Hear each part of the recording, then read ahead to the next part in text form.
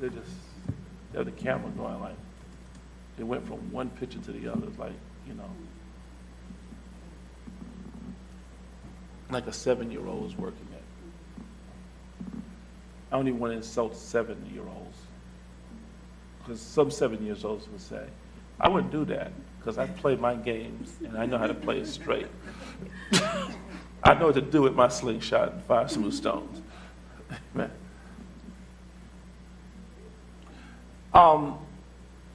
What was the last question I had asked? Experience, right? Did Hillary Clinton have more experience than Obama? But did experience win? No. Which means we are not in an age of experience. Your experience only tells us you are unemployable. Jesus. Because now you have a generation that is saying it is experience that got us into this mess. Amen.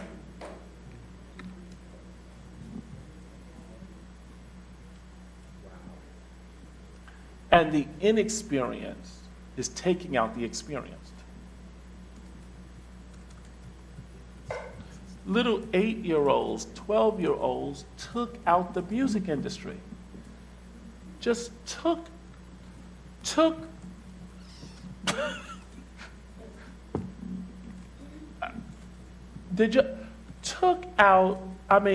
12-year-old kids took down empires. Didn't put a gun to your head, but if you was a CEO, you may have lost $50 million because of a 12-year-old and his friends.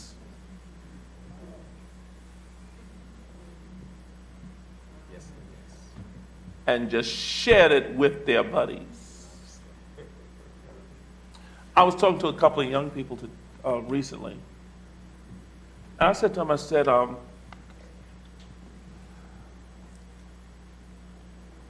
were talking about Napster. And I said, don't y'all think that was wrong? I says, no, it was supposed to be shared. That's why it says you have to redefine who your neighbor is. I said, well, don't y'all pay, I said to some, I guess these were some of the more enlightened ones. I said, well, don't you pay like $100 and $200 for your text? But he says, no. There's places you can go online and download it. I said, no. You have to go to the school bookstore and get the book. They looked at me and said,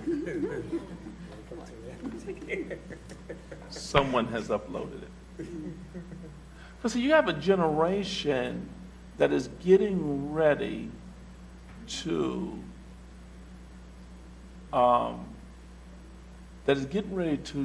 redefine literary properties.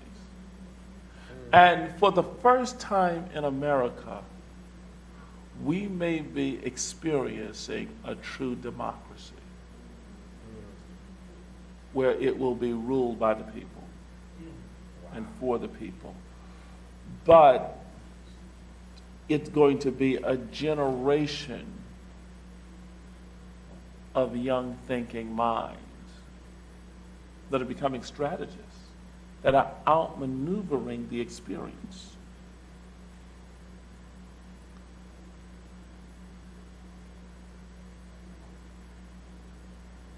And I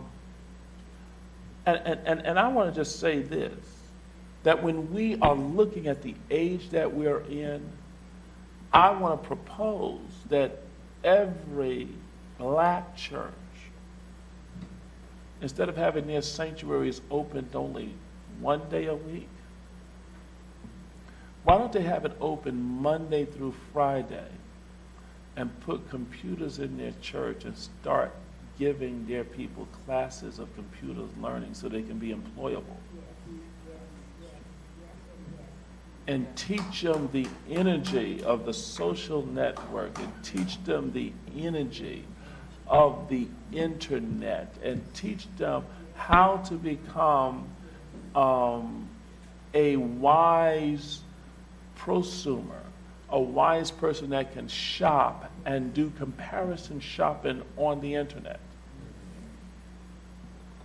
and educate its people. Because if its people do not learn how to be on the internet, they are not going to be able to give their tithes.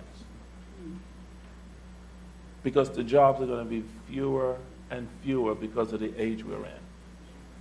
So, let me hurry and close with this. Jacob used a new technology.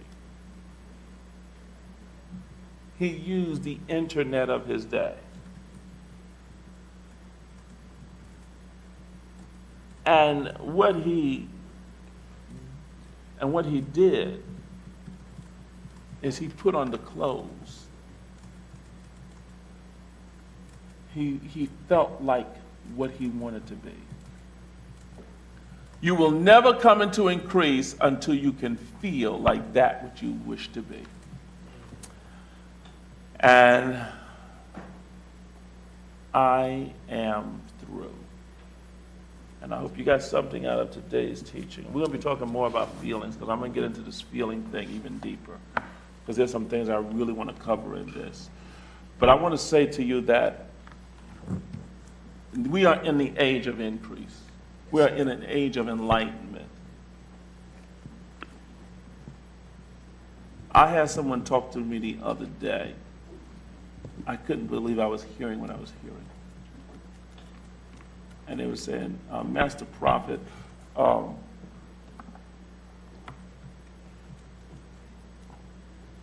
they said there's people into, devil worship and all this, and I said, I said, I'm going to sit here and get entertained.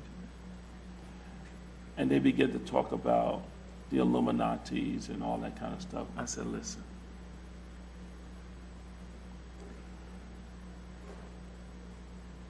I said, I don't really have the energy to really feed into that. I said, but let me sing a little song for you. And they said, well, I said, this little light of mine. And they said, I'm going to let it shine. I said, this little light of mine. They said, what? I'm going to let it shine. This little light of mine. I'm going to let it shine. Let it shine. Let it shine. Let it shine. I said, that's Illuminati. It's illumination.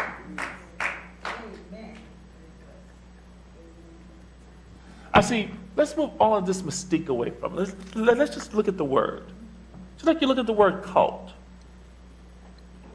Everybody think cult is such a bad thing. No, cult means the belief of a group. If you're with the police department, you're in a cult. If you don't believe it's a cult, get into an entanglement with one and get shot. I guarantee you the gun will get lost. That's right. That's a cult. The military is a cult. As soon as you go in, what do they want to do to your hair, men? Shave it.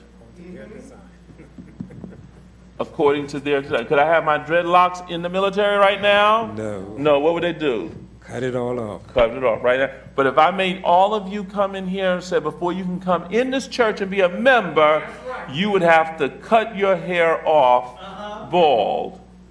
Y'all would have me written up and say this was a cult. But y'all ain't right at the military. Jesus. None of you mothers went there and knocked on Uncle Sam's door and said, why do my son have to cut off his hair? That's right. Give me an explanation right now. Nurses are a cult. Yes, they are. They're in uniform.